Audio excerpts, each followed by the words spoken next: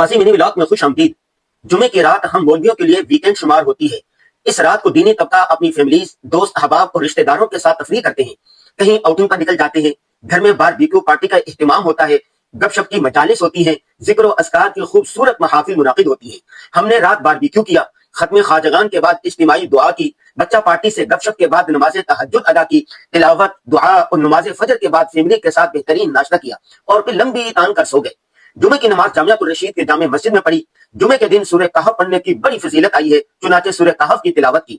اپنے چند دوستوں کے ساتھ غیر رسمی گفتگو کی، کچھ اہم مشورے بھی کیے۔ عصر کے بعد اپنے پیارے نبی حضرت محمد صلی اللہ علیہ وسلم کو درود شریف کا ہدیہ مبارک بھیجا۔ ہر جمعے کو ہم کسی نہ کسی اہم ادارے کا وزٹ کرتے ہیں۔ آج کراچی کے علاقے گلشن معمار میں واقع یتیموں کے ادارے ماما ہوم کا وزٹ کیا۔ ماما ہوم کے منتظم بھائی ریحان نے بتایا کہ یہاں پر بچوں کی تعلیم و تربیت کا بہترین انتظام ہے۔ ہم نے یتیم بچوں کے ساتھ نماز عشاء پڑھی، چھوٹے چھوٹے معصوم بچوں سے مصافحہ کیا، ان کے سروں پر ہاتھ رکھا، اظہار یکجہتی کے لیے بچوں کے ساتھ دسترخوان پر بیٹھ کر گپ شپ کی۔ ہمیں اپنے درمیان دیکھ کر معصوم بچے بہت خوش ہوئے۔ یتیم بچوں کی مسکراہٹ دیکھ کر ہمارا دل باغ باغ ہو گیا۔ بچوں کو یوں مسکراتا، چہچہاتا، کھلکھلاتا دیکھ کر بہت خوشی ہوئی۔